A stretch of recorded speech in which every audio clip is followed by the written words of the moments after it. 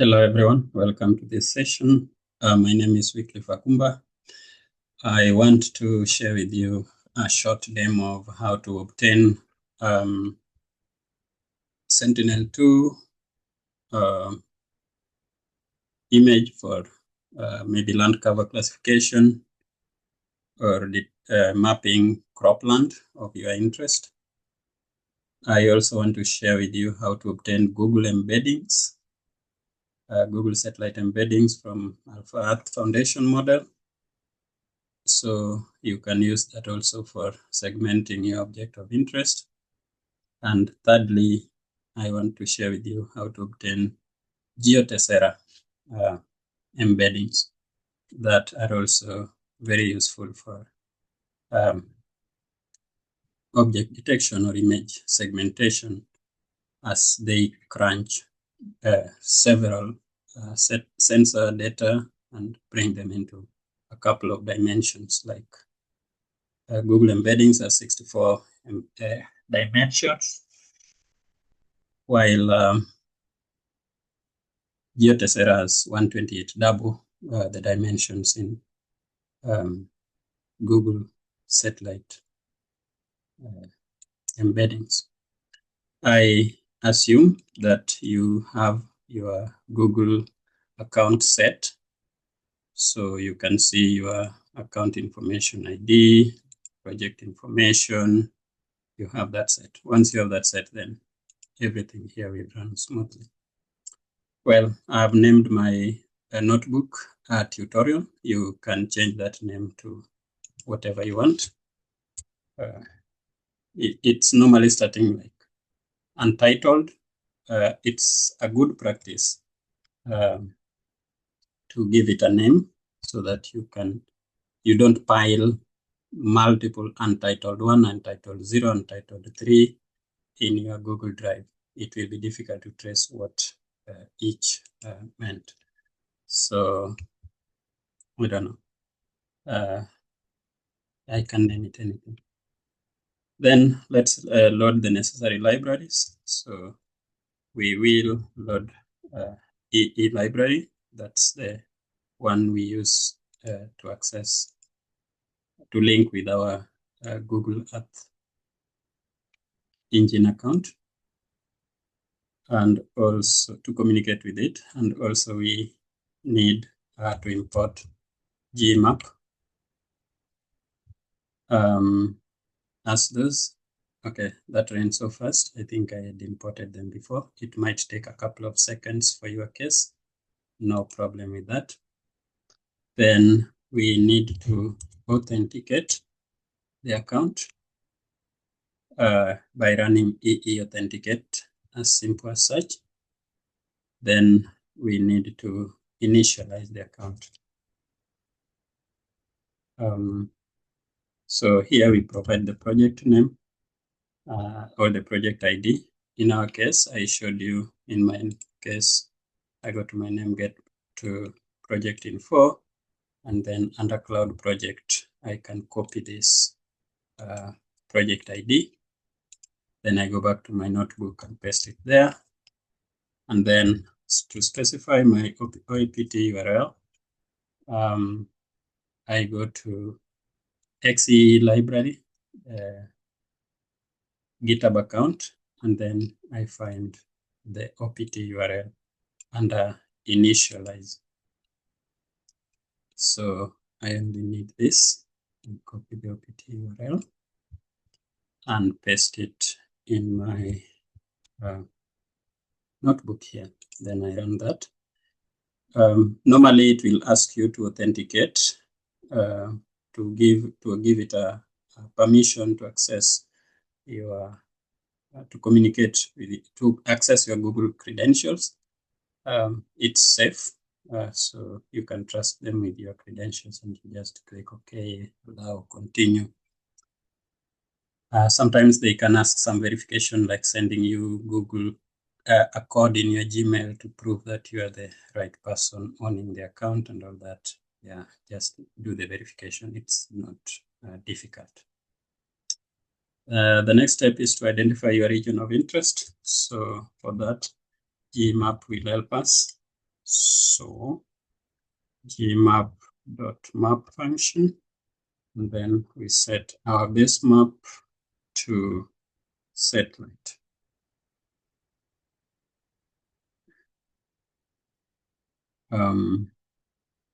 No, satellite, like that. Then we can check the map itself. Gmap map function, the map function from gmap library allows us to see the map. And it has got a couple of tools on the left here, drawing tools that can help us to draw our region of interest. For this case, my region of interest is going to be somewhere in Kenya. This is a location in Kenya.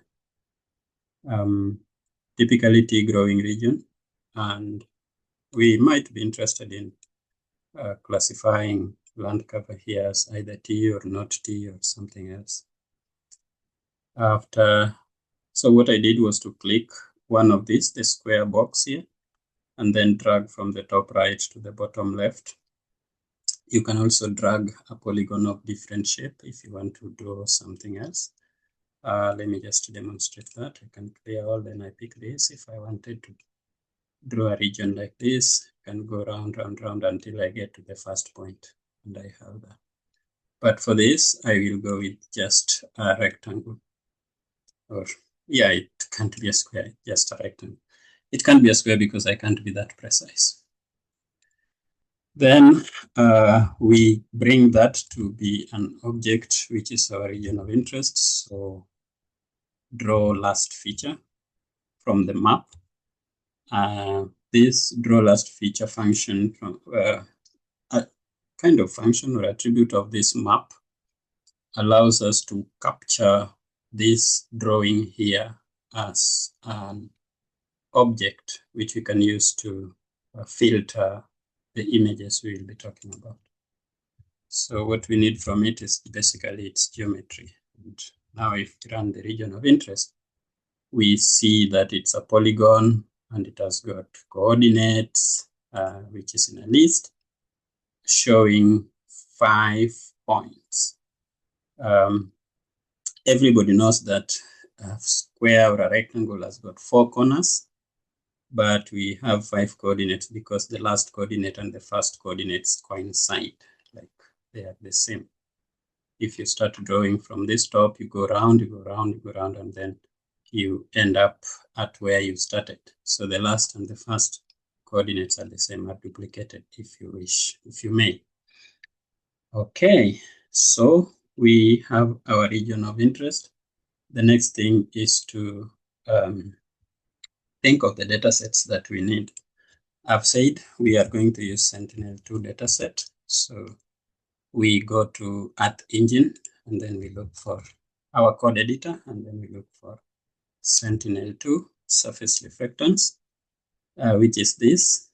So when we click on that name, we get the collection snippet here, which is the ID for that collection.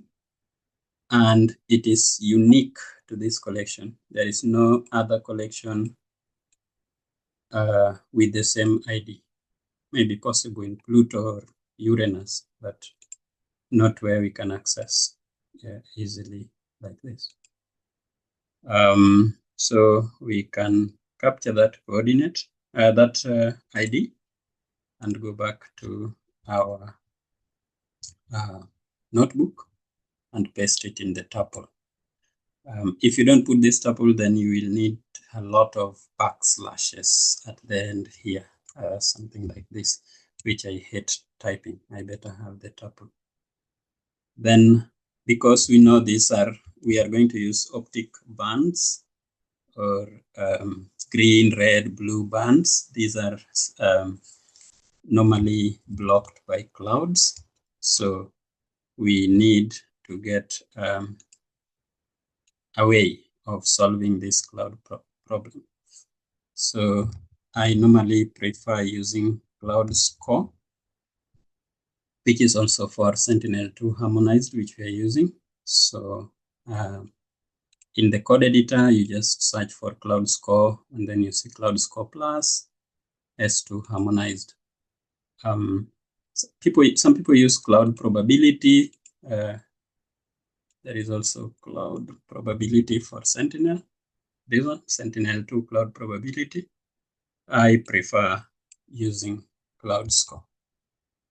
This one, harmonized.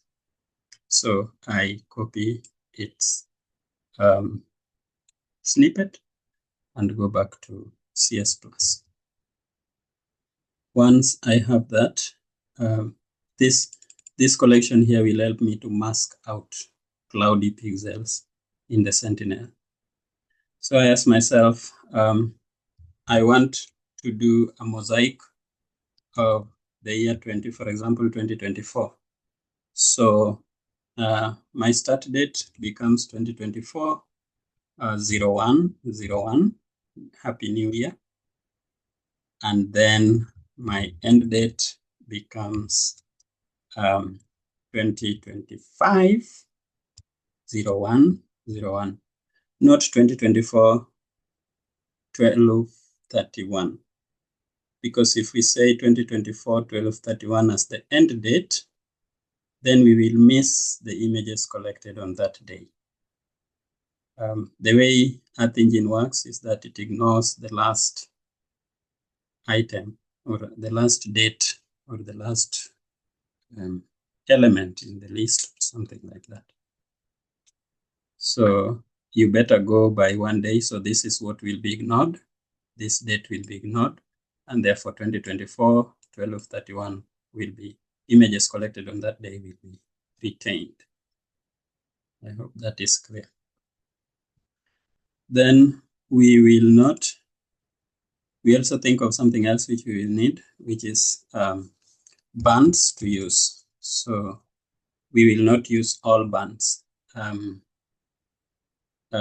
Sentinel-2 image has got around 26 bands. Let me check it here. S2.band names.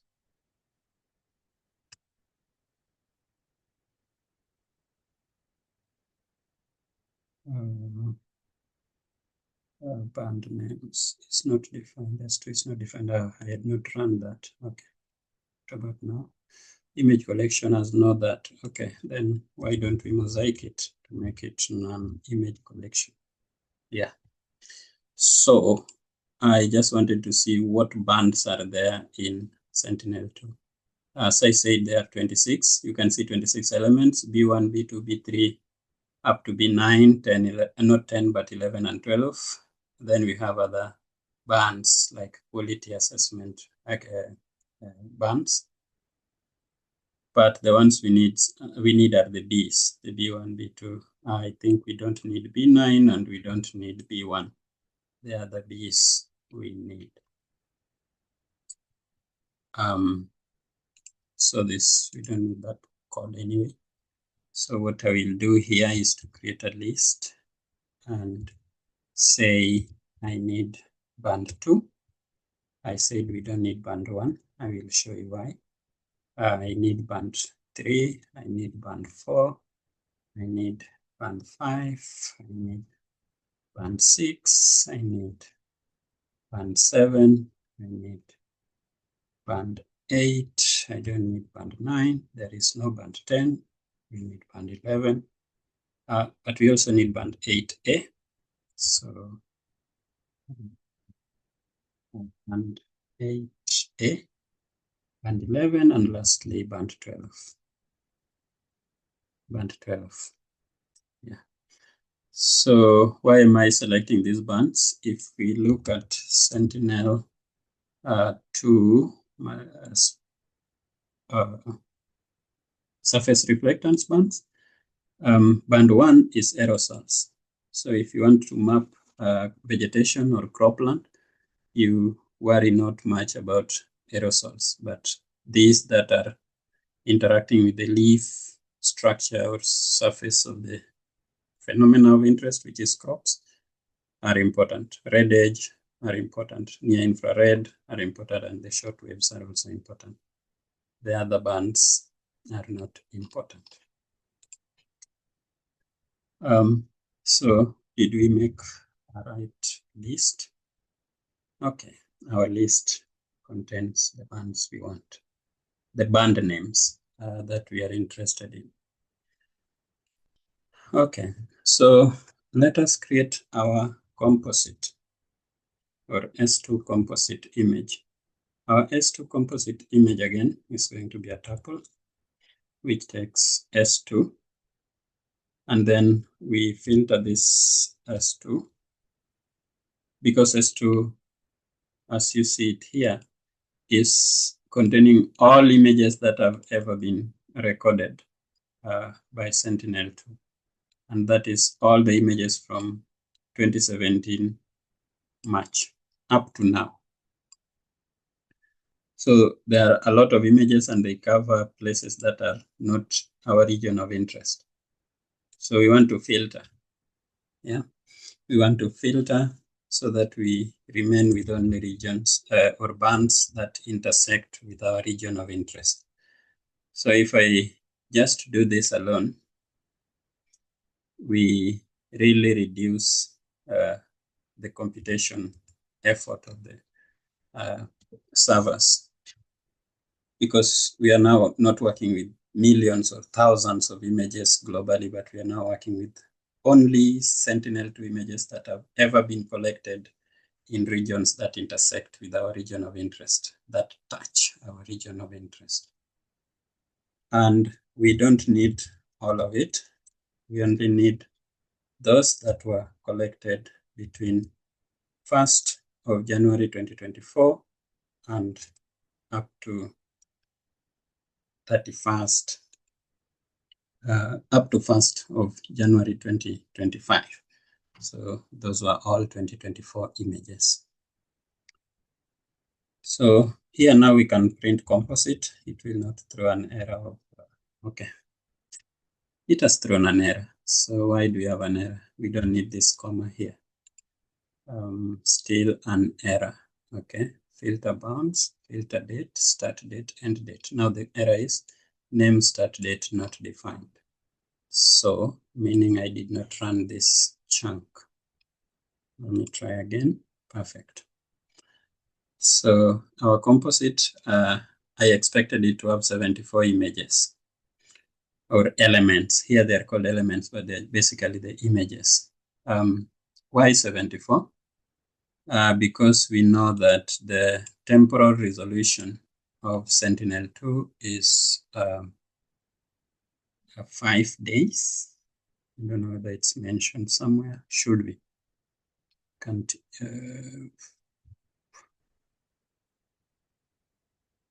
tell it very fast, but what am I looking at? Harmonize it into harmonize. Yeah, the temporal resolution of this image is 5 days. So every 5 days, it comes back to our region of interest and captures an image. Every 5 days, it goes back to our region of interest and captures an image. And in a year, we have 365 days. So if we have 365 days and something comes back every 5 days, then that thing shall have come back around 73 times. And that's why we see 74 elements within our region of interest. For your case, if your region of interest happens to overlap with another scene, if there is a scene covering our region of interest here, and then there is another scene for this region. If we had a region of interest that touches both scenes, then we will double the number of elements returned. So the number of elements returned will be over 150. 150 elements, 158 or 148 or something like that. Images. I hope that is clear. Okay. But the images we have here are very dirty. We have not cleared clouding them. For example, if we create maybe map 2 and we visualize one of those images. I'm just running this very fast because this was not the main purpose of the code, but for the sake of clarifying this,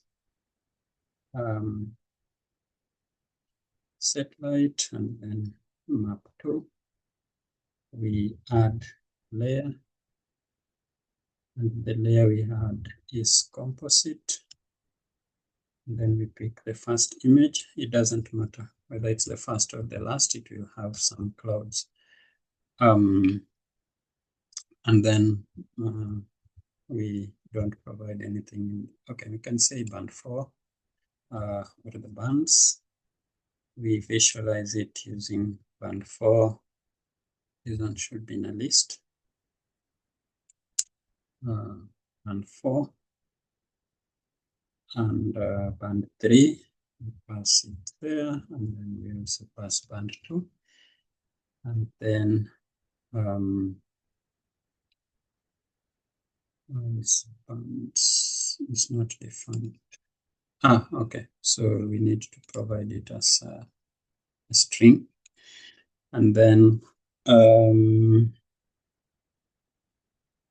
yeah, we just call it cloudy. I don't know a name, but yeah. No, this name should be outside that bracket, that curly brackets, something like that. And then we visualize this map 2.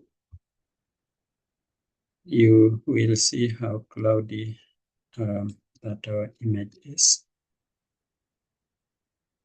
Look at that. Super, super cloudy.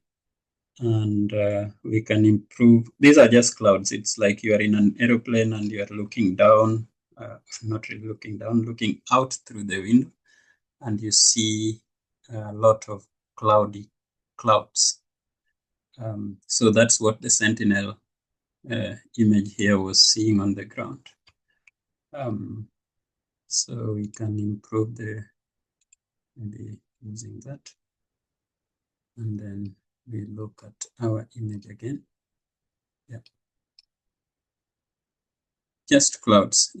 It barely saw the ground. Even if something was there to be seen on the ground, it was covered by cloud shadow or something like that.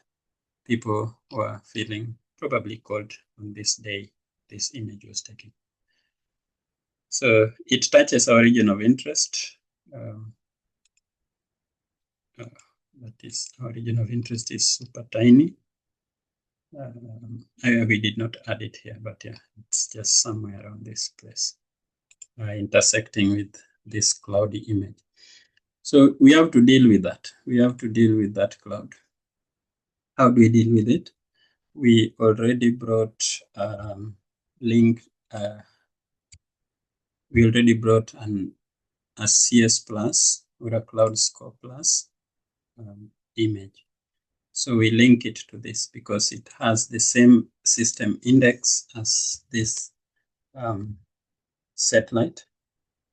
And then if we link the collection, we just say we are linking it with CS plus and specifically the CS band. It has got 2 bands. You can use either of the 2 bands. I prefer using this.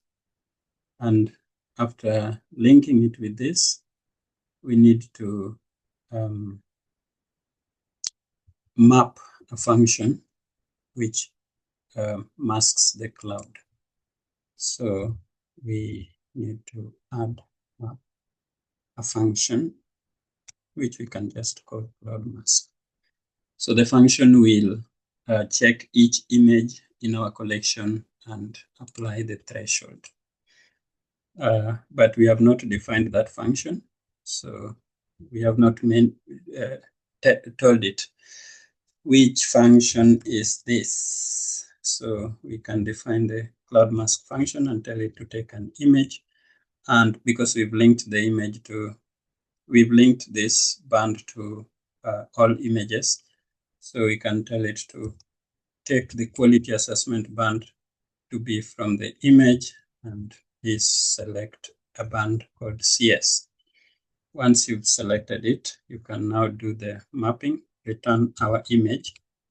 But with this, our image, update it, like mask out everywhere that the quality assessment band value is greater or equal to 0.6.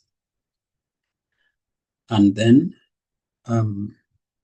we then are able to apply our cloud mask. After masking the cloud, then we can take the median image across all the images left. Or even before we take the median image, why don't we have a look at the map after masking? So I wonder why I deleted that, but let's just say map2 is equal to gmap.map, and then base map is a satellite image. Of course, you can also use terrain. I don't know if you prefer, and there are so many options you can go with. And then we say map2 dot add layer, and the layer we are adding on top of it is the composite, for which we need some bands as at least.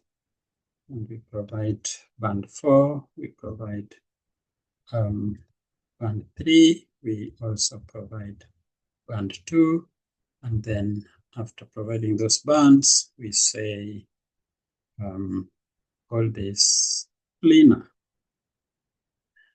Okay, then we visualize map 2 like that. We don't visualize this. We've not picked the composite, so let me say first, because that one will do everything, but we just want to see the first one that we compare with our image. Look at this. It's been eaten by termites. They are missing. A lot of places are missing, and those are the areas that we saw that were super cloudy. So to improve visualization here, we can go for 3 gamma and then apply.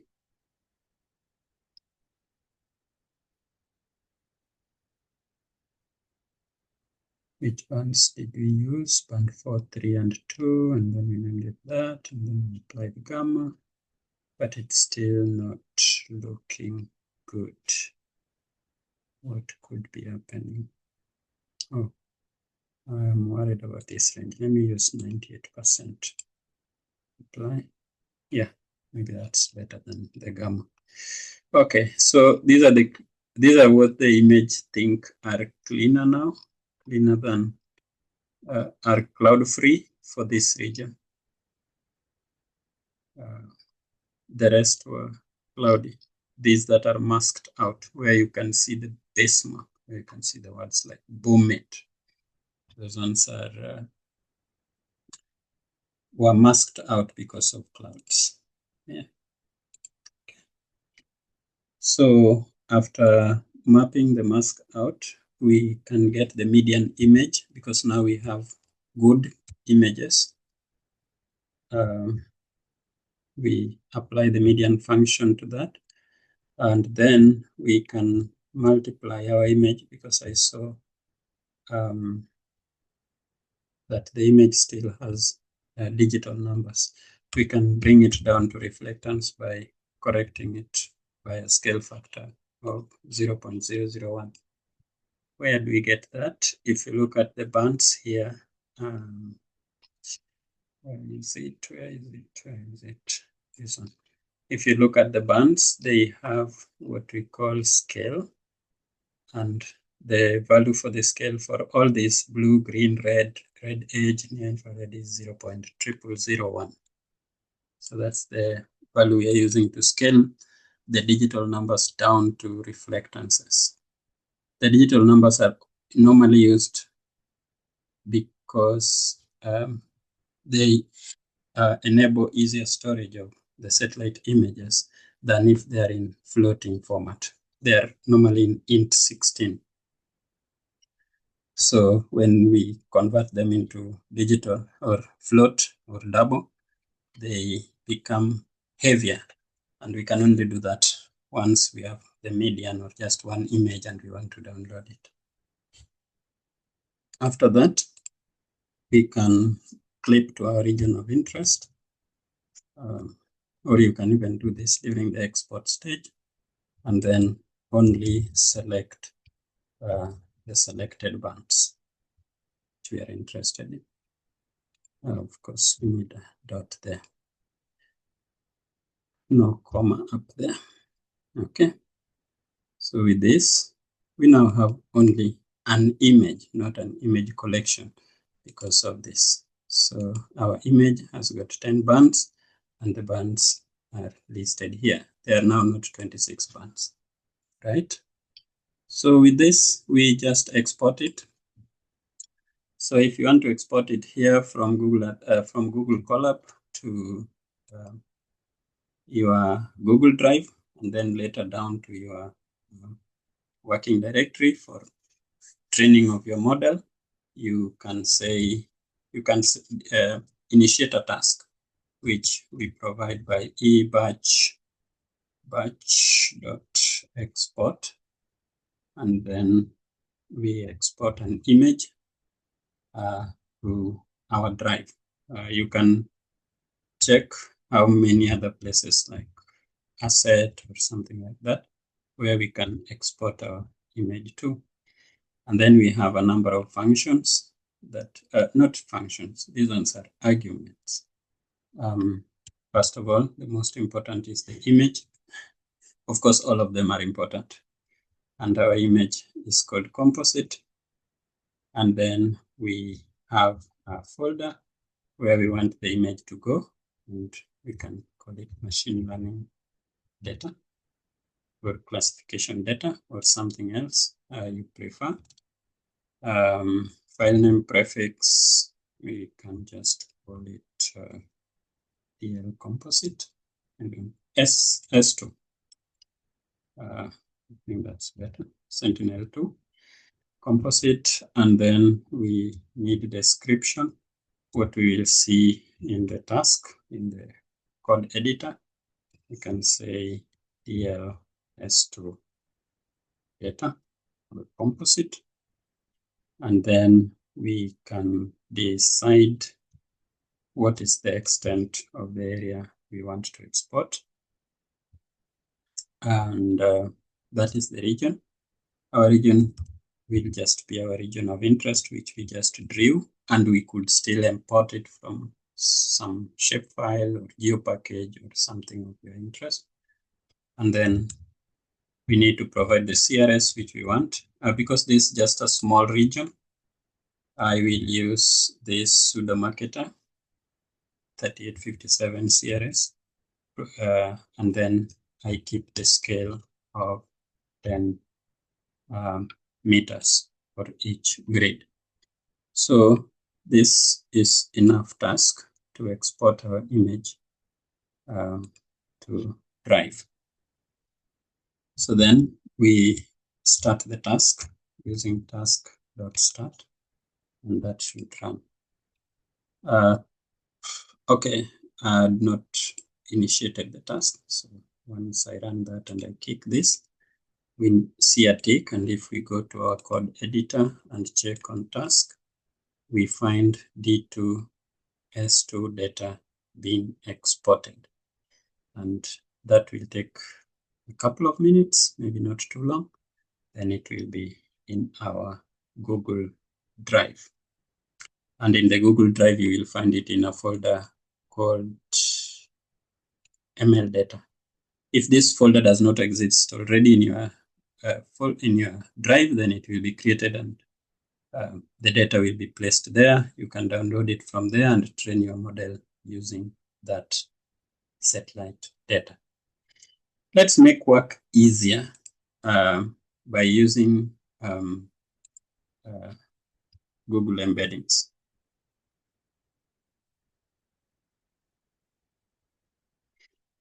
As I said, these are bringing down the dimensions of a lot of data, a lot of Sentinel data over time, whether it's seasonal, because when we use median here, when we brought this thing down to median, we lost a lot of seasonal information or variations that could be there. But the beauty of these embeddings is that they capture better every aspect of variation that has occurred over time period within the dimensions. So out of those meaningless, generally meaningless, somehow hard to explain dimensions, all the necessary information for allocation are stored. And therefore, it's easier, it's better, or it's preferable for some task. I won't say everything, but for somebody who is interested in cropland mapping, this is preferred. Okay. You can still use the other, especially, for example, if somebody wants some seasonal thing for 2 months, a crop for 1 month, then you don't need, you may not need the embeddings, but you can just go to your Sentinel image of that period of time, and you just filter for that. For example, you filter ee.filter dot calendar range. Yeah, calendar range. And then you say, I only need images that were captured between January and April. And then the aspect is month. The thing is month, the day of,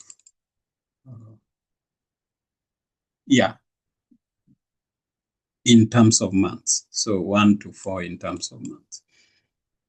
So this will also give you a composite, but it will better capture this period of time you are interested in. But if it is something as long-term as a year, you need to detect or classify, then embedding could be a good option. So this is an image collection. Actually, we can get it from here. Just say Google embedding version 1. So we just copy this, we close that, go back. We really didn't have to hit my fingers on the keyboard too much for this. And if we check embed, this will not go well for us because embed is just so huge that it's a global thing. So if we try to run it and open it here like this, it will really, this is a good sign. It didn't tell us how many layers, how many elements, how many bands, because it's a super huge object. It covers the whole globe still. But anyway, let's then get to something we can use for our case. So our embed for our region of interest would be a tuple again of the embed. And then for that embed, we will filter bounds. Even can start with filter date. And then we say start date and end date. After filtering for date, we then go for the boundaries. We need you for our region of interest. And then after getting you for our region of interest, kindly mosaic everything together and then clip to our region of interest. Embed syntax, perhaps you got, no, I forgot a full stop, not a comma, please. A dot. So we have our embed, and I think this embed now can be printed because we've filtered only for 2024, and we've only narrowed down to our region of interest and even clipped for that. So we have less data to deal with, and it can be printed something is wrong. Image object has no attribute filter date. Filter date, embed. What did we do to it here? Okay, let me run that again. Embed is equal to embed and then filter date. Why is it not start date, end date? Yeah, that's correct. What did I do wrong before? Something happened somewhere. Not good. Okay, so now we have image with 64 bands. But all these bands are like A1, A00, A01, A02 up to A63. They are dimensionless. So we have no idea which one is red, which is green, which is blue. They are just dimensions or vectors of the embeddings. So once we have our embeddings, then the next thing is to export it. So this is quicker or simpler.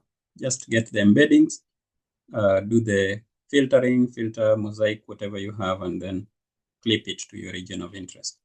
And the good thing with this Google embedding, or maybe bad, is that it's only available since 2017, January 1st. So you can get for the whole of 2017, the whole of 2018, the whole of 2019, 20, 21, 22, up to 2025 now, up to 2024, sorry. Maybe next year we'll have one for 2025. And next year is just a couple of months away. Okay, you are free to read all this information about the embedding plus any other publication associated with it. So to export the embeddings, let me just borrow this task so we don't have to hit the keyboard. It can lead to loss of consciousness of the keys if they have some consciousness to lose. So our image is now embed, which we have even clipped. So folder is ML data, so embed. By the way, we did not provide format for the data here. File format. If you want something other than GeoTiff, then you can provide it. But for us, the default is GeoTiff, so we are not worried there. Description, DL, embedding data, and then region of interest, EPSG, this, and then we can start the task. Task.start, like that. And that will also go here. You can see our original, the first data already sent into our Google Drive, and it took less than 1 minute. I'm waiting for the embedding. Okay, DL embed has just started. It's running. If you see this cog rotating, then it means it's running. Well, lastly, we are going to use GeoTessera. I'm tempted to say my favorite. My favorite embedding today is GeoTessera for land cover classification, particularly for cropland mapping, and specifically for segmenting tea fields, separating tea fields, tea plantations from other croplands. Now, this is not available in Google Colab, so we need to install it. So we run that, pip install GeoTessera. That takes a couple of seconds, or maybe couple severally. Couple once, couple twice, couple thrice. And it takes a couple severally of seconds. Okay, wow, a couple 9 times. A couple 9 times seconds to install GeoTessera. So that's 18 seconds. And then we can bring it to the session. to help us deal with this data acquisition. Now, GeoTessera is not available in Google. Even if I type it correctly or not, it is not there yet. It is not available in Google Earth Engine. The embeddings are not there. And it is not even there in Awesome Community for GEE yet. So if you go to Awesome Community for GEE and you start for GeoTessera, no matching documents for GeoTessera. What I've typed here is GeoTessera, and there is no matching documents at all. Maybe that is just for now. Maybe in a couple of years, it will be up there, and it will also be available here. So if you just check the GeoTessera, you will find its GitHub repository. And you will also see this map, which indicates which parts have some data.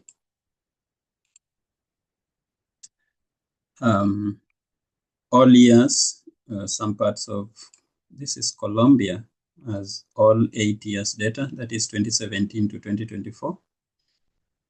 And some parts of it, this is UK. Yeah, some parts of UK has all the data. Majority, including Kenya, which we are interested in, have data for 2024 only. And patchy other parts of other countries, whether it's Ethiopia, whether it's Madagascar, Australia, New Zealand, which one is this? Indonesia, Sri Lanka, Japan, and the rest. They have bits of data, not for all the years. However, a good thing with GeoTessera is that you can create an issue. If you need embedding for any region of interest, you can create an issue. You can open a request, and I've not logged in, quite unfortunate. But then with your GitHub account, if you sign in and do all that, you can ask for them for a region of your interest, and then they produce just for that region of interest. I mean, you can imagine how computationally expensive it is for a lab to generate all the embeddings throughout the world. And each of these embeddings has 128 dimensions, and they crunch a lot of Sentinel-1 and Sentinel-2 data to generate these embeddings. So it's currently on request because they can be producing for some location which nobody cares about, some point somewhere that nobody is really interested in monitoring. So the best is ask them, request them. Personally, I requested them a couple of days ago as an issue on GitHub. For example, right now, if you go to issues, you will see people making embedding request. And what you do is you provide a bit of information, the top right, the bottom, left, bottom, and all that coordinates, or you upload a shapefile, and then which years do you need, and then they start the processing. Once the data is ready, they notify you, and then you can proceed with getting that. Otherwise, for our current region of interest, I'm sure the data is available.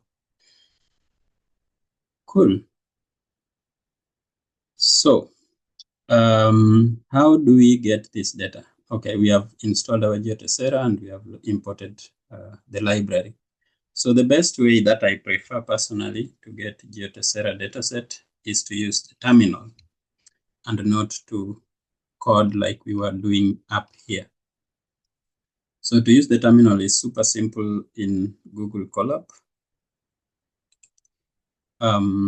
We just hit this terminal button down here, and then it brings the content as the home directory where we are here.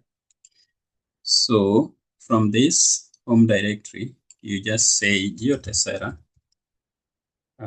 check the spelling carefully, and then we tell it to download that data for us. And the bounding box around which we want to get the data should be provided as a string. So that is -- bbox, and then -- year, which we want. For our case, it's 2024 because we have Sentinel for 2024. We have Google embedding for 2024. And we know data is available for Kenya from that from that embedding map, which we saw. We are sure there is data for Kenya for at least 2024. Yeah. Kenya is blue here, Tanzania is blue there, parts of Uganda, and yeah, many other countries, US, they all have it. And interesting, none of US has got all data for all the years. I mean, not interesting, unfortunately, or sadly so. Okay, and then no reason to be sad anyway. We provide the output, we provide the location of the output. So here, currently, I just want the data to sit in the contents. Otherwise, I could create a new folder here, and then let's say test data. And then here, I would say dot, that is the current content, and then test data. Test data, I just hit the tab, and then the data will go into this folder. However, I need to specify the bounding box, or I need to provide the path to a GeoJSON file containing which of course will have the extent dimensions, and those will be picked by GeoTessera, and it will look if data is available for this year for that location and bring it down to our output folder for us. If we go here, I want just to show you something again. There are many ways of getting data, of exporting this data to your folder. The best way I prefer is to use the command line interface, CLI, and there we provide GeoTessera download, and then we provide options like output directory. You can use -o or -- output, and then you provide path or something like that, or just a dot if you want it in the home directory. -- bbox will contain the minimum longitude, minimum latitude, maximum longitude, maximum latitude, etc. Or you provide a region file, which is a GeoJSON or shape file to define region. I recommend GeoJSON so that you ship around with only a single file other than DBR, DBF, XXX, blah, blah, blah for the shape file. Worrying a lot about what is left out and what has been shipped. And then year of interest, blah, blah, blah. If you want specific bands or dimensions or all the 128, you can also specify, and that's the default. So if we don't provide it, we get everything. I mean, go through this and enjoy. So for us today, I want us to use the dimensions of the region of interest that we already created. So from our draw last feature function and getting geometry, we had the vertices. We had the polygon, region of interest as a polygon. And inside the polygon, we had coordinates, which is a list. And this list has got 5 elements. So here we can identify which is the bottom left and which is the top right. Because we have only 5. Otherwise, it can be a bit complicated to know the extent. So you can check, you can export your region of interest outside this and then maybe get the dimensions or do another coding to get just the extent around this region of interest. Shouldn't be launching another rocket. No, for sure. Okay, so our bbox, I can see number 1 as the smallest. yeah, 0 here is normally the bottom left. So that is 35. Click on the command line, 35.369457, comma. We separate it by comma, and we don't put it in a list. It's a string.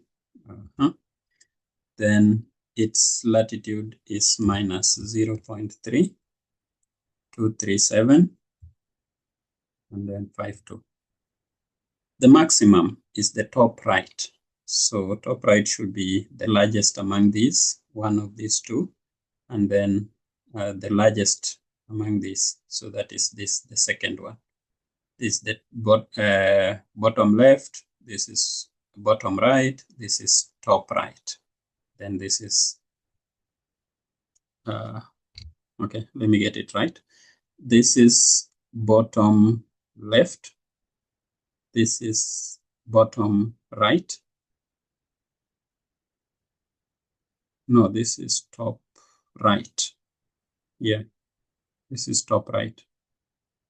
Because it's the same longitude but different latitude. So, or larger latitude. So that's top right. And then top left. And then this is top right, the same right. So this is top right. Yeah. So it should be number 2. If you are new to this, just use something like R, or just get extent from a normal shape file, and it will give you the X min and X max and Y min, Y max. Normally designating the bounds of an area of interest, 6. And then lastly, negative 0.2. Did I put negative 0.2? And then 9, and then 40, 55. Perfect. And okay, so we'll see it going to test data. Let me enter that. So this is going to take a couple of minutes to clone the repository to our root. And there is nothing else we are doing. We are just waiting for the data to come inside this test data from Google GeoTessera. Now, these are also embeddings. GeoTessera are also embeddings, just like Google embeddings, but I noticed that they better capture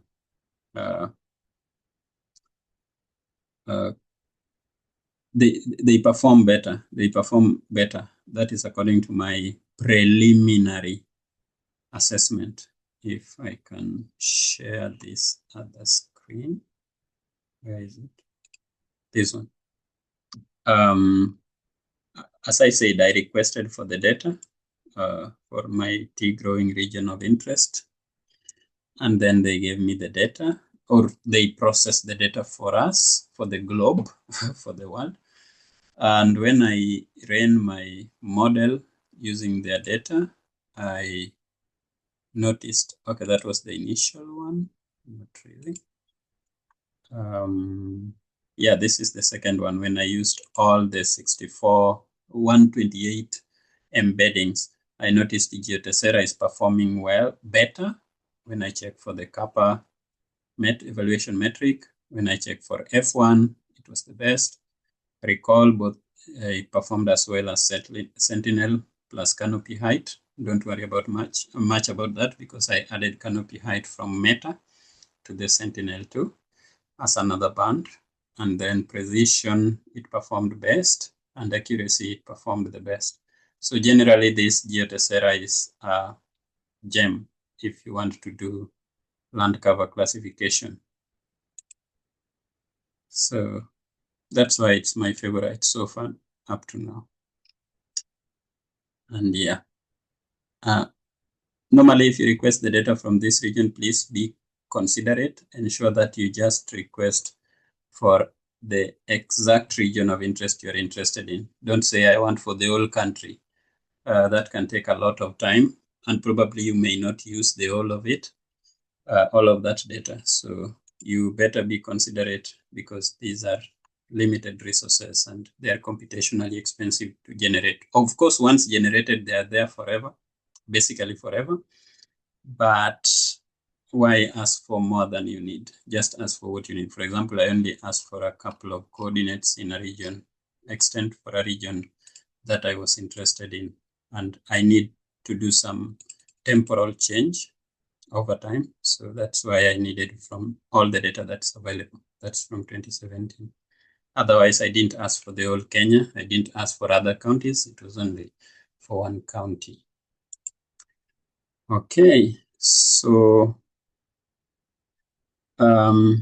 embedding data is done. Let us look at our GeoTessera. GeoTessera terminal is still processing.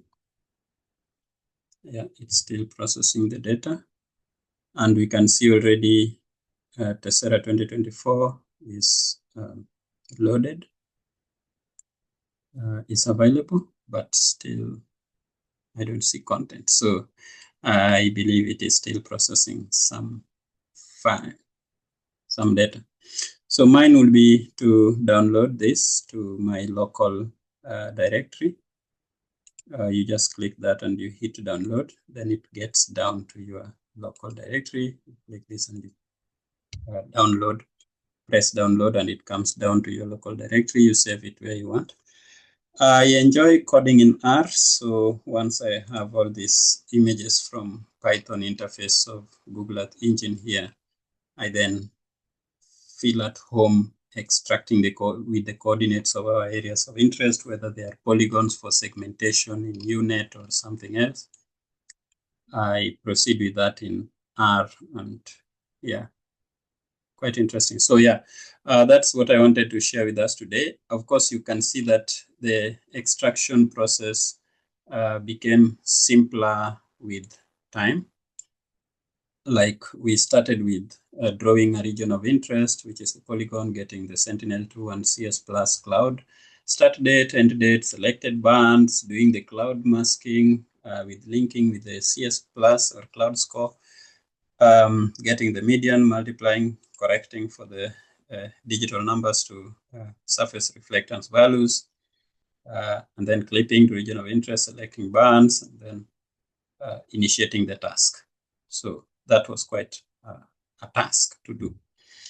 But then when I went down to Google Embeddings, no worry about cloud masking, no worry about linking with any other thing to remove any clouds.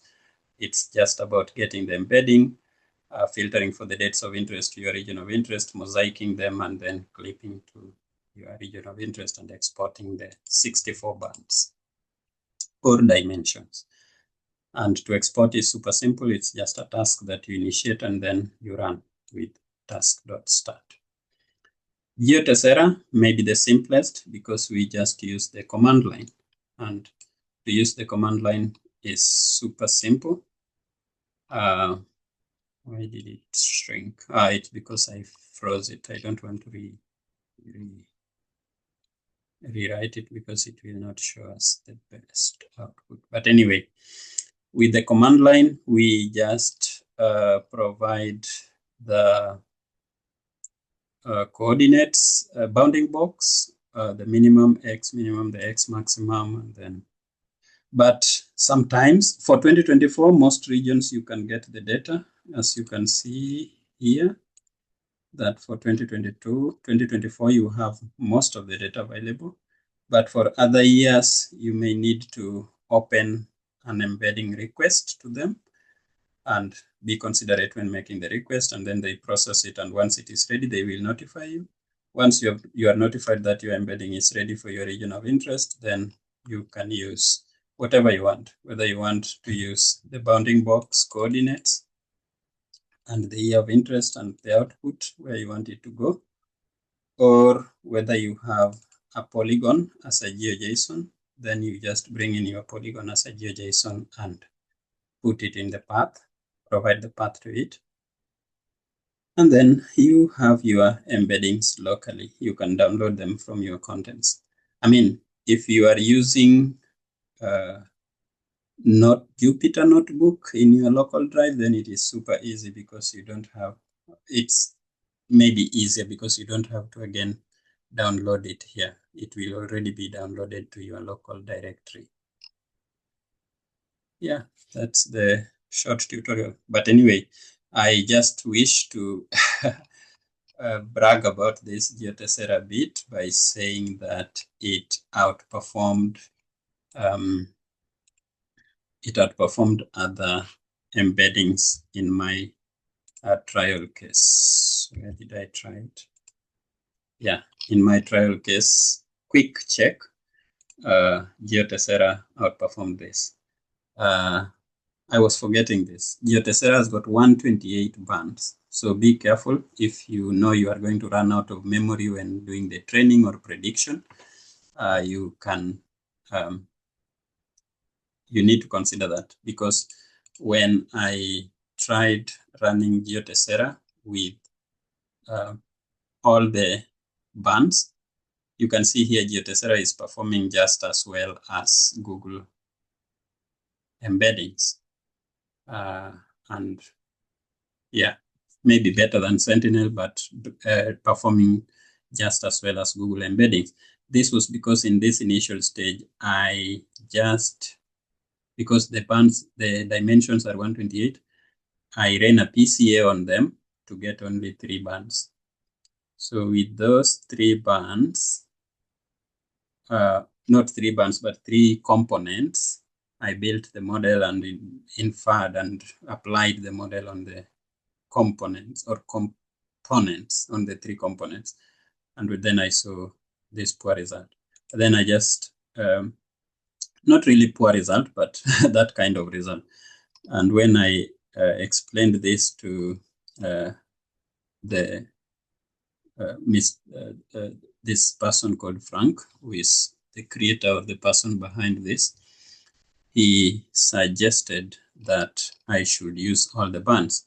Then I tried that in our